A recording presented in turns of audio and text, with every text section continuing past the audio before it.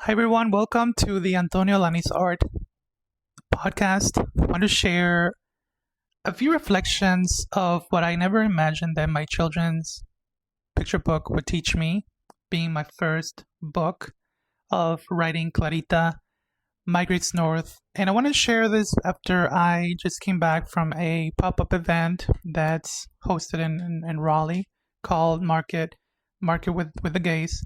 And essentially, it's a market that invites queer owned individuals working in the Triangle area here in North Carolina. And it is sponsored and it is based in Flex nightclub. So this is an event that is the first Saturday of every month. And it does have some days when it's not open, but definitely it is open opportunity for anyone who wants to support queer owned creators, artists, creatives, and it's really fun. And the reason I'm telling you this is that I just came back from from a pop-up event this week. We are now in June, early June 2026. And as I was selling and as I was talking to people, I was telling them my story about my book, Clarita Migrates North. I really was inspired to start a series of thoughts that I want to share with you all today. And what I have today is really what I wanted to share with the world about what it means to me to write a first children's picture book. And I also wanted to celebrate because June 2026 is National Immigrant Heritage Month. And I wanted to reflect on what that means and what it has brought to me, what the month, not only the month, but the art has allowed me to experience and express some of the greatest joys that I've felt in my creative career. So, two of those have been becoming a writer, and two, illustrating / publishing my first children's picture book called Clarita Migrates North. And I want to tell you a story because when I first started writing this book, I really never imagined what it would grow into. I hope that when I made the book, it would resonate with people, and pretty much that's it. And I just was not fully thinking about the possibility of how the book would grow into so many different projects, connections, open doors. And I think one of the biggest parts that I really have enjoyed lately have been how many meaningful conversations this book would start personally, professionally. And I want to share in today's episode that deep reflection of what it means to write and what it has meant for me to write this book. So, one is that one of the most rewarding experiences has been hearing from readers who tell me what the book has opened for them and what conversations have happened in their home about their own migration stories. I've heard stories from parents, from grandparents, community members who have shared stories about living home, about adapting to a new place, about learning a new language, and carrying pieces of culture and their culture with them in a new environment, in a new location, far away from home. And that eternal struggle or eternal tug of war concept that many of us immigrant people feel when leaving home and coming to a new place and calling that home as well. So that has been an incredible journey for me because I've seen people connect and really open up about their lives and about moving aspects of their migration stories. So that has been very, very moving to me. And we've shared a lot of happy stories. We've shared also not so many ones, not as many happy ones. We've shared some tragic stories that also are part of the immigration stories. I've heard multiple stories that honestly have been heart-wrenching, have been tragic, and there's no other way of expressing. And what I've learned through this book is that migration has impacted many of us in many different ways. And oftentimes we're still, many of us, battling with many difficult consequences of moving and making sense about what it means, and also, healing from that as well. So this book has really opened up multiple stories and multiple invitations for me to share this book with many people. So why don't you share that first point? And I want to share too that this book has opened up opportunities with students, and students who are Latino, Spanish speaking, and who have immediately recognized part of themselves in the story as I read to them. So I've also been invited to talk to multiple schools and bring my book to them and do a read aloud with students, primarily in elementary school ages. And it has been a great joy watching young people feel comfortable enough to share their experience, ask questions, speak for the first time in class discussions as I'm reading and talking about the book and the themes and what it means. And it's just been so energetically motivating to continue to participate in these kinds of spaces where we're just having conversations about identity, belonging, migration. And again, it's not that I ever needed validation for representation or creating work that worked on presentation or representation. It's just that it just continues to remind me the power of representation. And this is really that's really matters. And sometimes it really takes all of us in doing something that students and young people and other people can also reflect and see themselves in a voice that belongs in a conversation, in a voice that they feel comfortable enough to share. And I've laughed with students, I've cried personally in my home with family members about the meaning of this book. And also, when I presented the book, I say that it was one of the first times when I really began to think about what it means to process reading a book like Clarita Migrates North in a way that just opens up a lot of hidden conversations and things that needed to come out. And I believe that this book has been one of those personal power opportunities to give myself back to where I want to be and continue to build the person that I want to build for myself, but also give back to people as well and offer a little bit of breathing room in what's happening in today's difficult times in 2026. So I think Clarita in essence has been a love.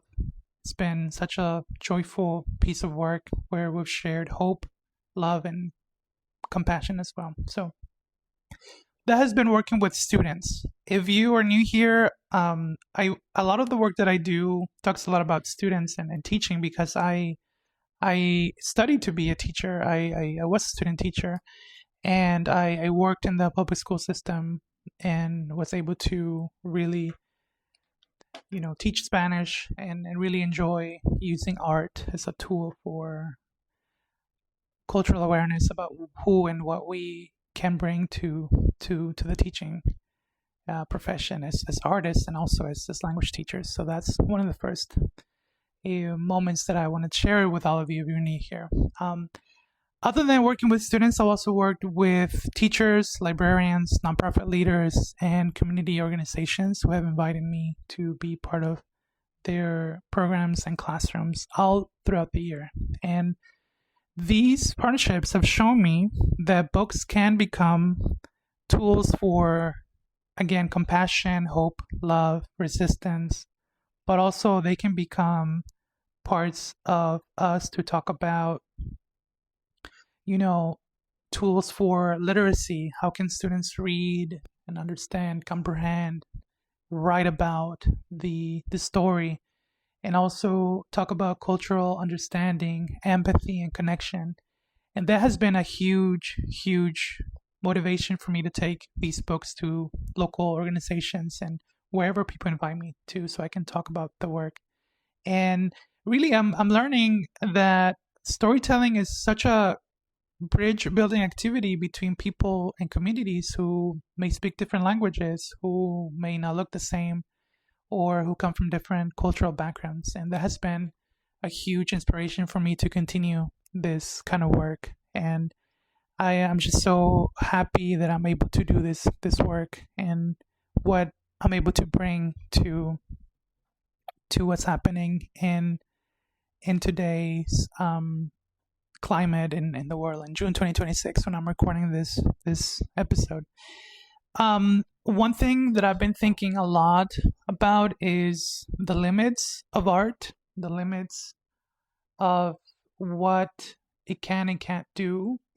And I'm still researching, going into a lot of personal research about what art can do, because I have a lot of questions about what are the limits of art and what can art do? What are the changes that art can make? How can we see art or culture influence systems and laws and perceptions of people? And again, I think that's going to be more of a long-term personal professional project that I have. But I know that so far Clarita Migrates North cannot solve every challenge that our communities, specifically our immigrant communities, are facing right now in June 2026. And some of those challenges are it cannot keep families together. It does not have the power to stop immigration raids. It does not change policies on its own. It cannot erase the uncertainty, the fear, or difficult decisions that many families continue to navigate every day. And I think it's important to recognize that art does have limits. It's not this, magic formula or magic pill or magic medicine that can solve today's problems by just making a print or just reading a book. But I've been really thinking about what change looks like, and representation is one step, and how we may think about what that influences culture and policy in the long term. So I've been thinking a lot about how can culture influence policy? How can culture influence the laws? How can culture influence what's happening in the law system, which essentially is what allows things to happen or not happen. So I do believe that stories have a different kind of power, but maybe not that power yet. And I want to share this because I think it's a very personal question, and in Spanish, so I would say inquietud, that I want to really explore, but also don't want to dwell too much in these thoughts, because I also don't want to take away from the art and what power it does have, because I think it is a very powerful medium of creating change, maybe not in that scale, but change and locally bringing the book to different kinds of spaces and places as well. So, and I've been thinking a lot in my work and my writing, and also my essay writing, and essentially this episode is that I want to share a few things that I think art can, in fact, create change. And that change, as I was saying earlier, can be even a brief moment to pause and to breathe in the comfort of our home, wherever we are, whether it's in schools or whether we are in a nonprofit or some other organization. And reading a book, although it can't change a policy right now, it can create a space for a child to feel seen. And not only that, it can also allow other students who don't look like other students to start creating space for other children to feel welcome, for other children to feel okay, that it's okay to be different. And it's another way of reminding someone that they're not alone in what they are experiencing. And again, it can help families begin conversations that may feel difficult to start or even continue. So it's a tool. Art is a tool to help teachers, librarians, and community leaders approach migration with empathy, care, and also very important to challenge anti-immigration sentiments and be on our side and think about, hey, we deserve to be here as much as anyone else. And again, I understand that migration can sometimes bring heated debates, and I wanted to share this book because I think it's important to continue talking about our humanity and why we are here. So, continuing with how and this book has taught me so much, I want to share that for the past several months, one of the most meaningful parts of sharing this book has been watching people find connections through it. I've seen readers share their migration stories, as well as students organize themselves and Clarita's journey, and educators use it in their classrooms or even after school programs to foster understanding and belonging in their classrooms as well. So, sometimes it's hard to think maybe a book or a print can't change the world, but I think that it can. I think that representation is one step, and I'm still thinking about what that continuum is and in what I'm reading and understanding and learning and researching. But I understand that change also happens in smaller ways. It happens when children realizes that, or a child realizes that their story matters in a book. It happens when someone feels understood. It happens when communities find one another and they realize that they are allies. So they want to step in and fight for them as well.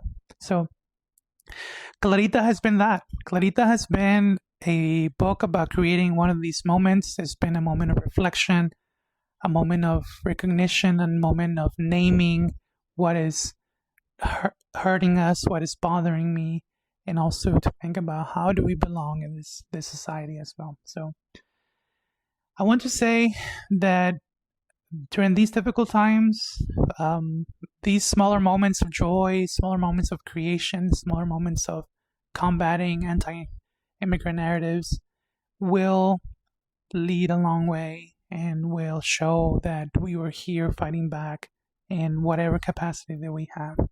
So again, on a more personal level, I want to share and that this book has opened up more possibilities for me as an artist financially. It has allowed me to explore new ways of sustaining my work by allowing me to purchase materials, purchase more books, and also helping me go to certain locations to read, to different school settings and community organizations, like doing speaking engagements, doing workshops, doing readings, and other creative opportunities that align with these values. So I really, really believe in the deep story of storytelling, and it's been exciting to see how one project can create and open up opportunities to invest in future books, artwork, and community-centered projects. So I would love to talk more about what it means to be an artist, to pivot, and to think about what is it that we can continue to bring in money, because a lot of my work is also exploring about development, explores about how can artists fundraise for their work as well. So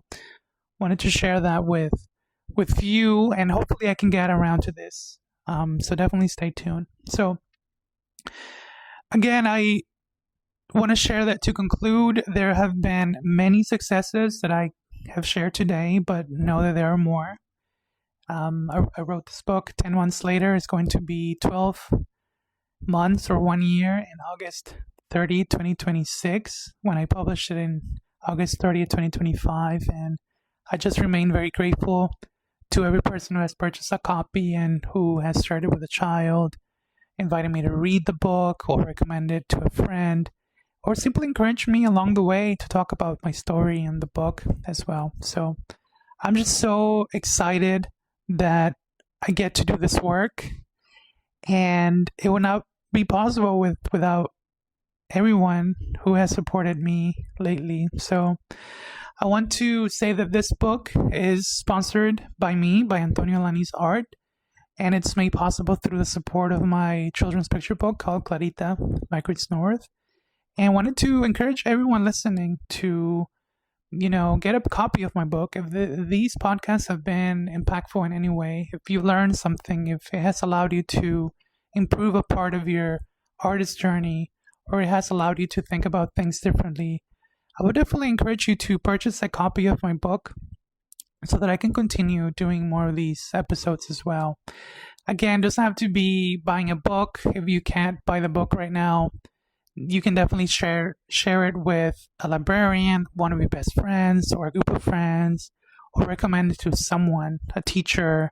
Maybe you have a niece, maybe you have a nephew. Definitely consider purchasing a copy for them, or maybe your child, or maybe your students, maybe someone can benefit from learning and reading this book. So, again, when you purchase a copy, you're helping me continue bring stories like these and continue to do this work. So, truly, thank you so much. If you would like to learn more about the book, you can get the book Clarita Migrates North by going to my website at antoniolanisart.com/store. Thank you so much, everyone, for listening today, and stay tuned for upcoming episodes about anything related to art, culture, and empowerment. This is your host, Antonio Alanis. Thank you so much for staying and tuning in today.